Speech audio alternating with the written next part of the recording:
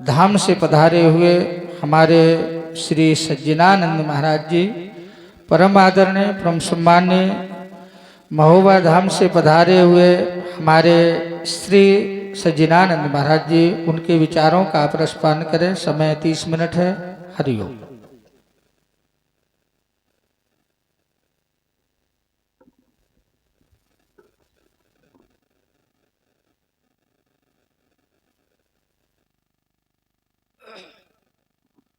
ओम हरिओम। ओम। अखंड मंडलाकारं व्याप्तं येन चराचरं तत्पदं दर्शितं येन तस्मै श्री गुरुवे नमः। ध्यानमूलं गुरुर्मूर्ति पूजामूलं गुरुपदम् मंत्रमूलं गुरुर्वाक्यं मोक्षमूलं गुरुकृपा। या देवी सर्वभूतेषु शक्तिरूपेण संस्थिता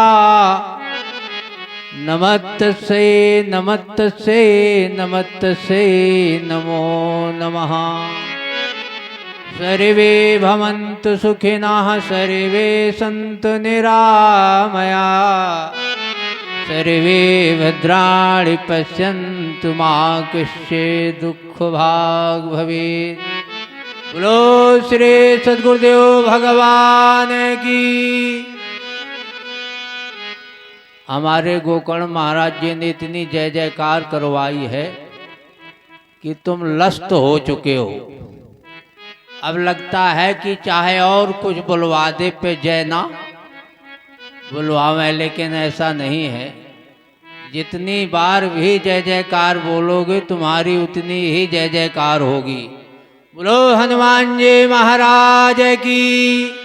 बोलो संत महापुरुषों के, नगर बस्ती के। ओम नमः पार्वती पते हर हर महादेव।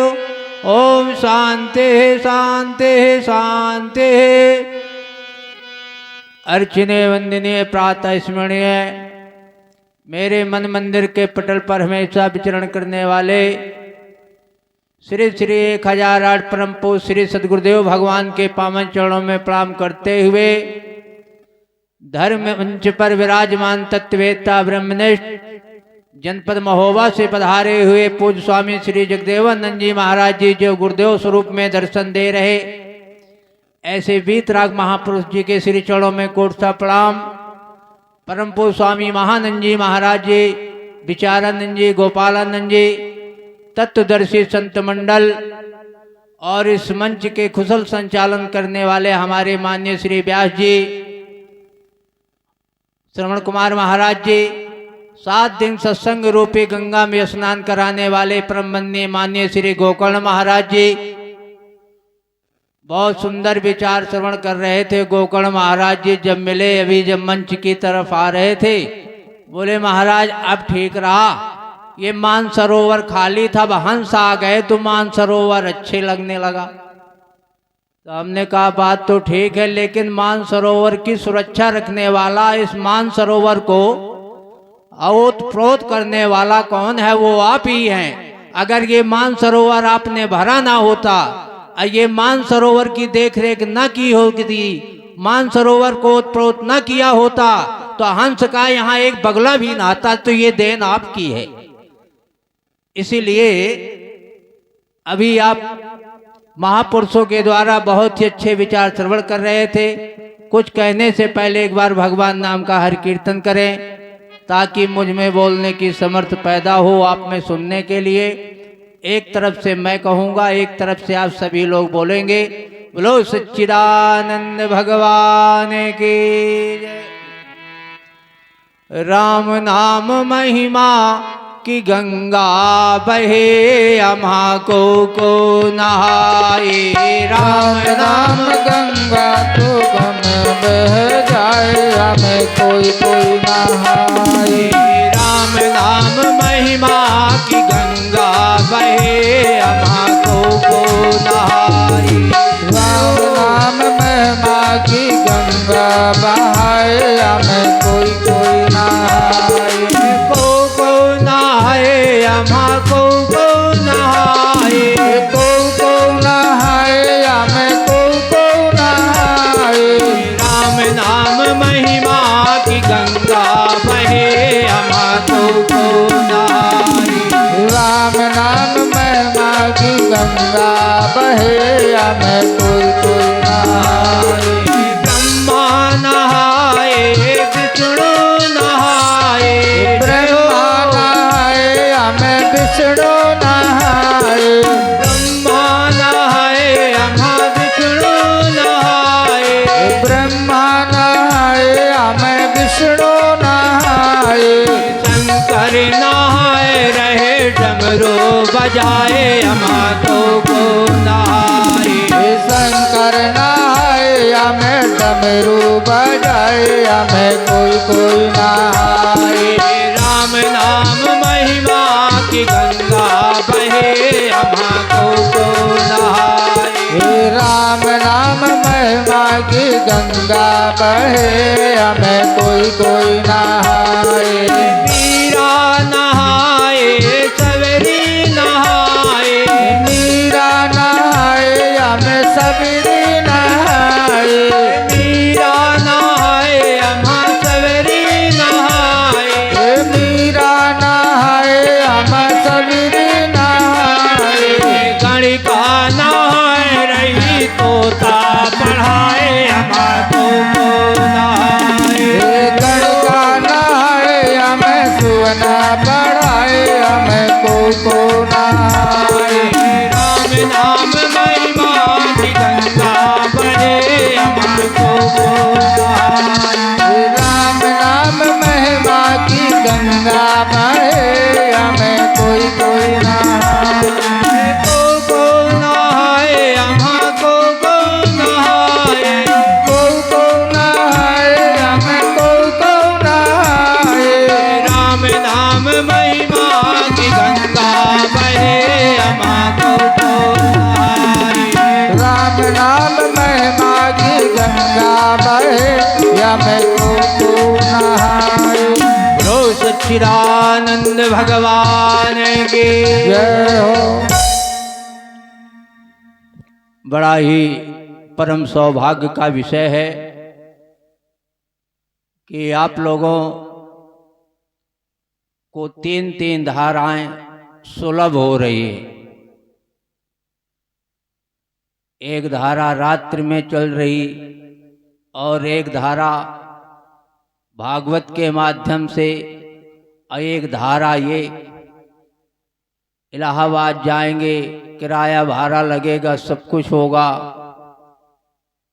लेकिन यहाँ घर बैठे आपको तीन धाराओं में स्नान करने का अवसर मिल रहा है। और इसके बाद भी अगर तुम अपवित्र ही बने रहे तो फिर दुर्भाग्य है। और अपवित्र वही होगा इन धारा में रहते हुए जिनकी ढाठ बंद है। शराब की बोतल की ढाठ बंद करके गंगा जी में छोड़ दो, अच्छा 6 महीना 4 साल भर के बाद निकालोगे तो वही महक वही सुगंध। हाँ, तो थोड़ा अंतःकरण के जो गांठे लगाए बैठे हो उनको थोड़ा खोलो और इस आडंबर रूढ़वादिता इंद्रियों के सुखों भोगों को तृप्त देने के लिए दुनिया का खर्च खराबा, दुनिया का समय की बर्बादी, ये सब कर रहे हो। इसलिए ये जितना जो कुछ भी मिला है, अभी बता रहे थे विचारानंद जी महाराज, ये दुर्भाग्य है कि मनुष्य का शरीर मिल जाए और इसके बाद फिर हमें अपने आप की जानकारी ना हो पाए कि मेरा जन्म किस लिए हुआ है। रामलीला के बारे में बता रहे थे ना, कैकेयी, सुमित्रा, कौशल्या, और रामलीला के पात्र हों चाहे किसी के पात्र हों, अगर शायद एक बार बन जाओ और फिर वही बना रहे तो कोई ना बनेगा। जो सूप नखा बन के खड़े हो जाते हैं, अशायद ऐसा कुछ संयोग हो जाए कि सूप ही नखा बना रहे, मिटरे ना वो, तो फिर किसी दूसरे पात्र को कहोगे कि सूप नखा बन जाओ, तो बोले भैया मैं ना बनूंगा, 4 लाख रुपए देना। कोई रावण बन जाता है 10-10 मूल लगा के, अब शायद वही बना रहे, तो फिर क्या 1 लाख रुपया दो, रावण बनने को तैयार नहीं होगा। तुम रात में सो इसलिए जाते हो कि ये पक्का पता है कि सुबह जग जाऊंगा।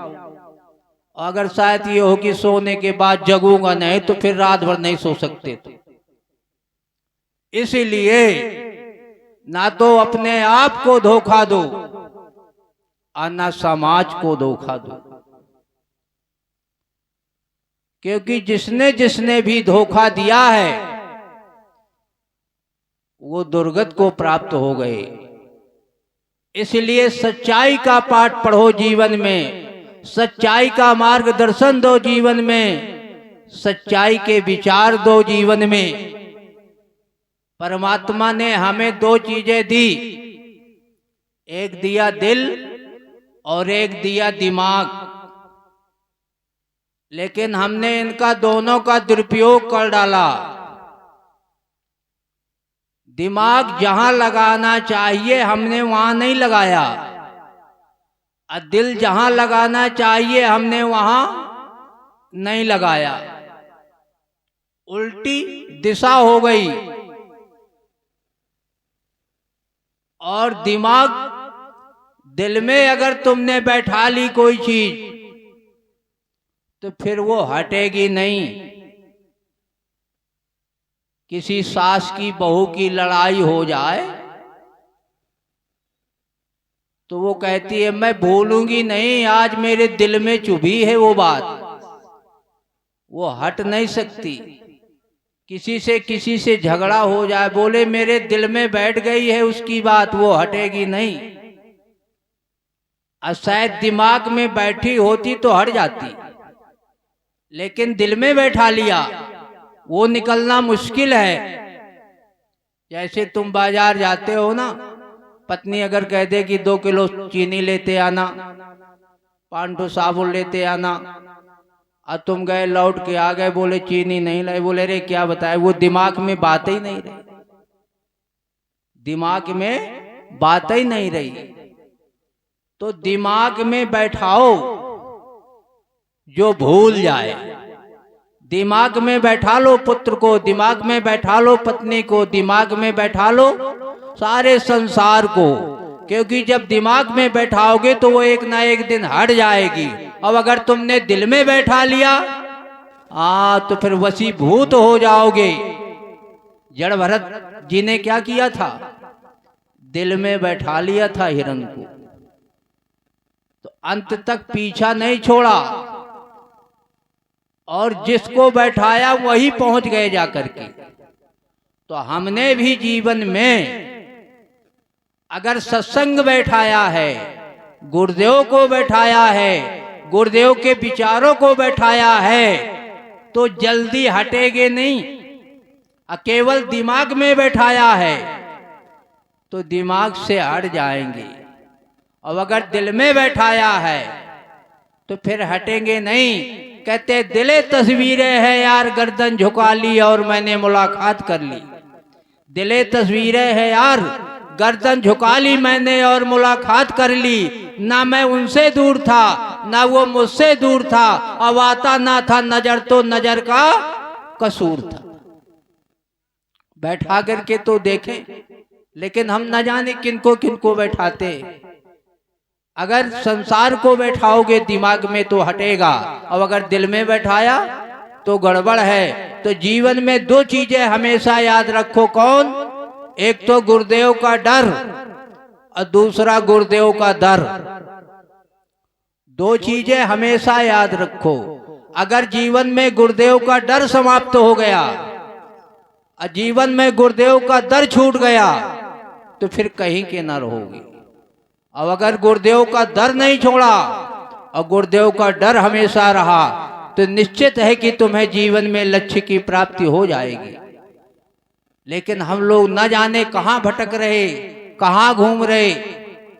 एक बार अगर ठीक ठीक ढंग से विचारों को सुना है महापुरुषों के, तो जीवन में परिवर्तन होगा। जिनका जिनका भी परिवर्तन हुआ, जिनका भी बदलाव हुआ, वो विचारों से ही हुआ है। महापुरुषों के विचार ही समर्थ है और कोई उपाय ही नहीं। अगर हमारे विचार बदल जाए तो मनुष्य बदल गया। अब विचार वही है और ऊपर ऊपर बने हैं, तो फिर क्या होगा। कहते हैं किसी गांव में एक कुआं था और उसी कुएं का पानी सब पीते थे।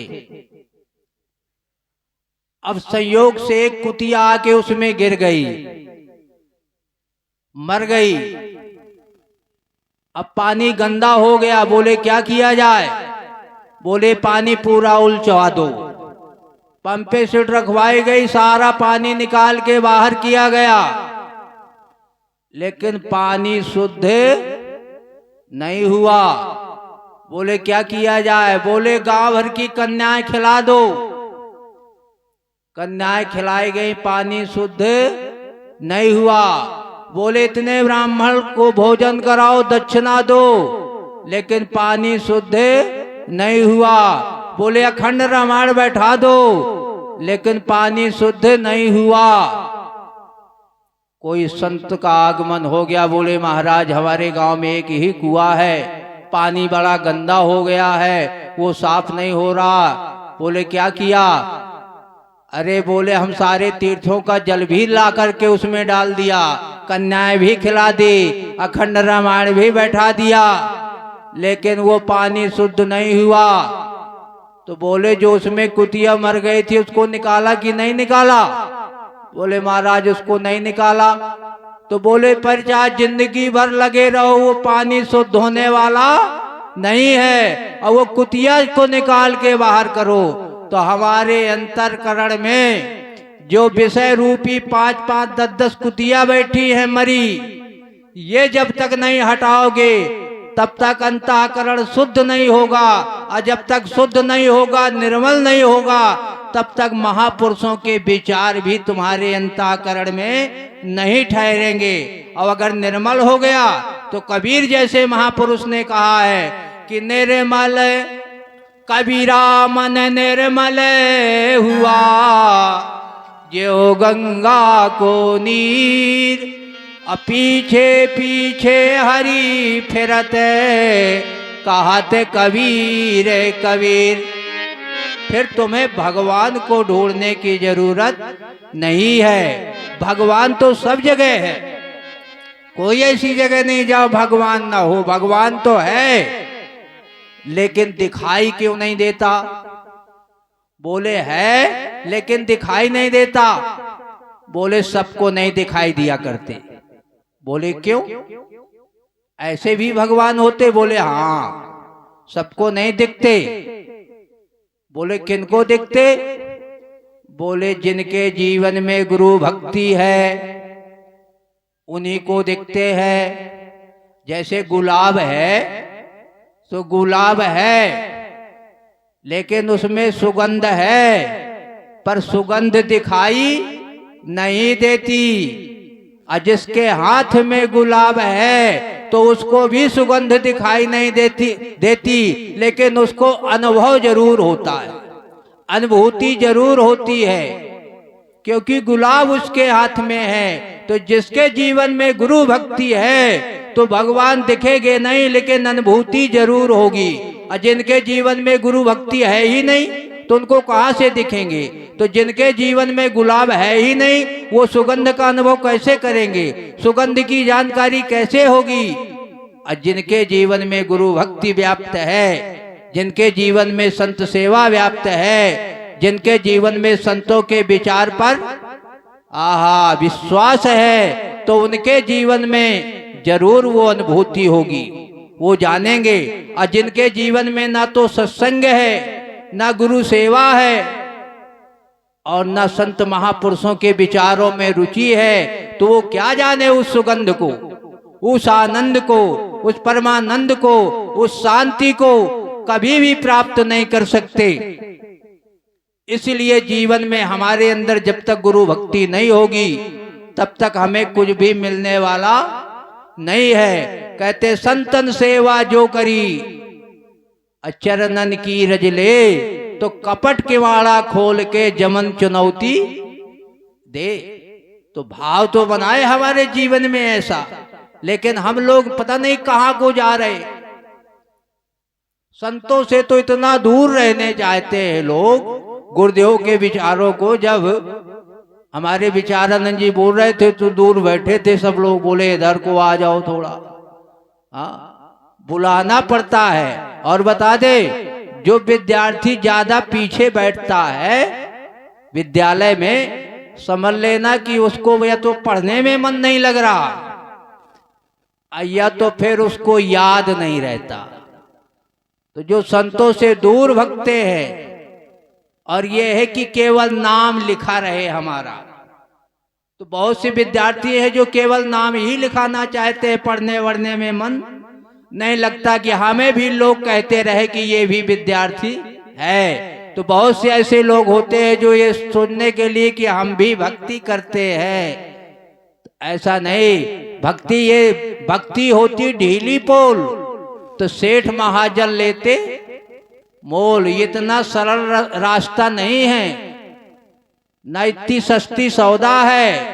और गुरुदेव भी इतने सस्ते नहीं है जो तुम्हें जबरदस्ती अपना लेना। तुम एक घड़ा खरीदने जाते हो 10 बार टनटनाते हो, कितने का दोगे? 1 किलो आलू लेने जाओगे 10 बार पलटाओगे, नहीं पलटाते। कोई कपड़ा खरीदने जाओगे 10 बार उसको टटोलोगे। 100-200 रुपए की मामूली चीज लेना है, लेकिन कितनी छानबीन करते हो। और हम सोचते हैं कि गुरुदेव हमें तुरंत अपना लेंगे, भगवान हमें तुरंत अपना लेंगे। नहीं नहीं, ऐसा नहीं। जैसे तुम एक सामान खरीदने में 10 बार देखते हो, ऐसे गुरु दरबार में भी, भगवान के दरबार में भी इतना सरल नहीं है कि हम खरीद जाए, वो खरीद ले ना। खरीदने के लिए बहुत कुछ मिटाना पड़ेगा, इतना जल्दी नहीं। अब अगर चाहते हो कि हम गुरुदेव के दुलारे बने, तो कहते हैं जब चाय हुस्न की होती है हर नाज उठाना पड़ता है। थोड़े में काम बनने वाला नहीं, वहां जुड़े तो थोड़ा मजबूती से तो आए। और हम सोचते हैं कि ऐसे जाएंगे बड़ी सस्ती सौदा है ना। तो यहाँ भी सब कुछ है, जैसा तुम्हारा भाव है यहाँ से वैसा मिलेगा भी। संतों को तुमने जिस भाव से देखा है तुम्हें वही लाभ भी मिल जाएगा। अगर तुम्हें लगता है ये संत ऐसे है तो तुम्हारे लिए वैसे हो जाएंगे। जैसे दर्पण का उदाहरण दे रहे थे ना विचारानंद जी, शीशा में तुम जैसा मुंह बनाओगे वहां से वैसा प्रतिबिंब दिखेगा। तो संतों का हृदय दर्पण की तरह है, मुंह तुमको बनाना पड़ेगा। अगर संत भगवान दिख रहे हैं तो निश्चित तुम्हें भगवान का लाभ मिल जाएगा। और अगर संत तुम्हें जाति वाले दिख रहे, शरीर वाले दिख रहे, तो फिर तुम्हारे लिए वैसा ही हो जाए। क्योंकि भगवान कहते हैं मैं एक हूं, लेकिन जो जैसा मुझको भजता है उसके लिए वही रूप धारण भी कर लेता। तो गुरुदेव का भी यही है, तुम जिस भाव से लेके आओगे तो गुरुदेव की जरूरत है जीवन में। बगैर गुरुदेव के बनने वाला नहीं कुछ काम। और हम लोग गुरुदेव की तलाश में भी रहते हैं, लेकिन हम सोचते हैं कि हमें गुरुदेव ऐसे मिले जो हमारे मन के हो। तो तुम गुरुदेव नहीं तलाश रहे, तुम अच्छा खासा नौकर ढूंढ रहे कि मैं जैसा चाहूं वैसा हो। मैं अगर गांजा पीता हूं सोचता हूं कोई गांजा पीने वाला मिले। हाँ, बहुत से ऐसे होते हैं, लेकिन ऐसा नहीं। गुरुदेव की जैसी कृपा हो हम वैसे ही उनके लिए रजा हो। समर्पण हो जीवन में, समर्पण भाव हो तो कुछ ना कुछ बन जाएगा। कारीगर के पास लकड़ी चाहे जैसी पहुंच जाए, अगर उसकी नजर पड़ गई तो वो कुछ ना कुछ उसको बना देगा। अब वो पहुंचा ही नहीं, समर्पण भाव ही नहीं, तो कुछ भी नहीं बनने वाला। हमारे पंडित जी बैठे श्रवण कुमार वगैरह का परिवार, क्या भाव है, क्या प्रेम है। देख करके उनकी सेवा, उनका प्रेम हृदय गदगद हो जाता है कि संसार में ऐसे ही भक्तों की जरूरत है। आजकल तो आदमी दूरी से महाराज सीताराम बहुत पहुंचेंगे टोना तक, प्रणाम करने का भी अहंकार भरा है जीवन में, कहीं छोटा ना हो जाऊं, कोई देख ना ले कि इनको झुक रहा है। और बगैर खोए हुए किसी को आज तक मिला नहीं कुछ। जब तक खोना नहीं सीखा है तो पाने के भी अधिकारी नहीं। कहते अपने मजे के खातिर गुल छोड़ ही दिए जब, तो रूए जमी के गुलशन मेरे ही बन गए सब। लेकिन हम अपना कुछ नहीं छोड़ना चाहते, अहंकार नहीं ले जाने देता वहां। कहीं जाति का अहंकार, कहीं शरीर का अहंकार, कहीं इंद्रियों का अहंकार, कहीं अपने ज्ञान का अहंकार, कहीं धन का अहंकार। इतने अहंकार भरे पड़े हैं कि एक एक की कौन चलावे। इससे छूटे तो उसमें बन गए, उससे छूटे तो उसमें बन गए। ये सारे अहंकार की धज्जियां जब तक टूटेंगी नहीं जीवन में, ये सारी धज्जियां जब टूट जाएंगी और गुरुदेव की शरण मिल जाएगी, तो तुम्हारा जो असली स्वरूप है तुम्हें उसी का दर्शन हो जाएगा। ये वही दर है कि जहां सर झुकाए जाते हैं, खुदी को मिटा के खुदा से मिलाए जाते हैं। खुला है द्वार फकीरों का मुरीदों के लिए, कफन को फाड़ कर मुर्दे जिलाए जाते हैं। जिसको तुम मुर्दा माने बैठे हो और जो मुर्दा है उसको जिंदा माने बैठे। अच्छा, ये शरीर मुर्दा नहीं है, लेकिन इसको बचाने में लगे, बच जाए बच जाए, बचपन बचा पाए, जवानी बचा पाए, बुढ़ापा बचा पाए, कुछ भी नहीं बचा पाए। जिनको माने हैं कि ये साथ देंगे, ये साथ देंगे, कोई साथ देने वाला नहीं है। महापुरुष उदाहरण दिया करते हैं कि कहते हैं कोई कौवे का घोंसला, वो कोयल का घोंसला, वो कौवे का घोंसला था, कोयल गई और कौवे के घोंसले से कौवे के दोनों अंडे निकाल के फेंक देती है और अपने अंडे उसमें रख आती है। और कौवा को लगता है कि ये मेरे अंडे हैं, और उनकी बड़ी सेफ्टी करती है, देख रेख करती है। और वो कौवा सोचता है मेरे हैं, और कोयल ने ना जाने कब फेंक दिए थे उसके अंडे, कोयल ने अपने अंडे रख दिए, और कौवे को लगता है मेरे हैं, और उसकी देख रेख करता है, देखभाल करता है। अंडे जब फूटते हैं, बच्चा पैदा होता है, फिर उनको पानी जल खिलाना पिलाना बड़े या खूब। लेकिन कोयल दूर से डाल में बैठ के देखती रहती है, मेरे बच्चे सुरक्षित है कि नहीं। जब कुछ बड़े हो गए, पंख जमाए, और कोयल ने एक आवाज लगाई, तो अपने प्रीतम की आवाज सुन करके वो घोंसले से फुर से उड़ जाते हैं, और कौआ काव काव काव काव करता रह जाता है। उसी तरीके से हम भी पालने में लगे हैं, ये मेरे बच्चे, ये मेरे पत्नी, ये मेरा धन, ये मेरा वैभव, और ये सबका सब चाहे जितना जो कुछ कर लो, अंत में सब साथ छोड़ेंगे। इसलिए संसार में दुनिया को धोखा दो तो दो, लेकिन अपने आप को धोखा ना दो। और तुमने अगर किसी को धोखा दिया तो तुम्हें भी धोखा मिलेगा, निश्चित है। क्योंकि यहाँ ये राज नहीं है पोपा बाई का, हिसाब होता है पाई पाई का। कहते ट्रेन जा रही थी, अमावस्या की भीड़ थी, दरवाजे में भी लोग लटके हुए थे। अब दो लड़के आए, बोले चित्रकूट जाना है हमें भी। अब बोले बहुत डब्बा में भीड़ है, दरवाजे में भी लटके हैं, कैसे जाए, गाड़ी छूटने वाली है।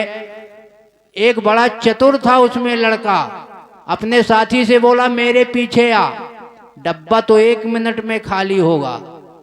बोले क्या पुलिस वाले से मिलोगे? अरे बोले काहे को पुलिस वाले, कहाँ पुलिस वाले और कहाँ दिल वाले, तू मेरे पीछे आ। वो आया, एक थैला डाले था, और थैला में चाबी वाला सांप डाले था काला, तो थैला के भीतर चाबी भर दी उस काले सांप में बड़ा सा, और दरवाजे में छोड़ दिया। तो वो ऐसे ऐसे जाने लगा, चिल्ला दिया सांप सांप सांप। सारे लोग निकल के बाहर आए और दोनों अंदर चले गए, और ऊपर की सीट में बिछाया, बोले ले आराम से सो जाओ। अब थोड़ी देर के बाद सो गए। अब सवेरे जब 4 बजे नींद खुली तो एक चाय वाला आया, बोले चाय गरम चाय गरम। बोले चाय कितने की देते हो? बोले 10 रुपए की। बोले 2 कप दे दो। 20 का नोट दिया, 2 कप चाय लिए। बोले भैया कौन सी स्टेशन है? बोले महोबा। बोले क्या कहा? बोले हाँ महोबा। तो बोले हम महोबा से बैठे थे, रात भर ट्रेन चली। बोले ट्रेन तो निकल गई जमाने में। तो बोले हम तो बैठे थे उसी में। अरे बोले इसमें सर्प निकल आया था तो ये डब्बा काट दिया गया है, शेष गाड़ी। हाँ, तो उसने समाज को धोखा दिया तो उन्हें भी धोखा मिला। इसलिए मतलब की दुनिया में कौन किसी का होता है, और धोखा वही देते हैं कि जिन पर भरोसा होता है। इसलिए जीवन में किसी के साथ धोखा मत दो। समाज के साथ, परिवार के साथ कितने दिन का जीवन है। अगर हम अपने आप पर विश्वास नहीं कर सकते हैं, अपने आप पर विश्वास नहीं, तो फिर दूसरों को हम कैसे अपना विश्वसनीय मान पाएंगे। इसलिए अपना जीवन जो मिला है, इस जीवन के साथ धोखाधड़ी मत करो। अच्छे खान पीन करो, अच्छे विचार पैदा करो, और परमात्मा को समझ करके सारी समाज की सेवा करो, और अपने जीवन को धन्य करके इस संसार से विदा हो। हमारे चित्रकूट की पावन भूमि से मानस मराल हमारे माननीय श्री प्रभात जी ब्रह्मचारी जी का भी आगमन हो गया है। बड़ी ही खुशी की बात है। और भी महापुरुषों का आशीर्वचन होना है, और हमारा समय भी शायद पर्याप्त है। इतना ही कहकर के वाणी पर विराम देंगे। बोलो सच्चिदानंद भगवान की जय। बोलिए सदगुरुदेव भगवान की। अभी अभी आप लोगों ने बड़ी सुंदर चर्चा, बड़े सुंदर विचारों का रसपान किया।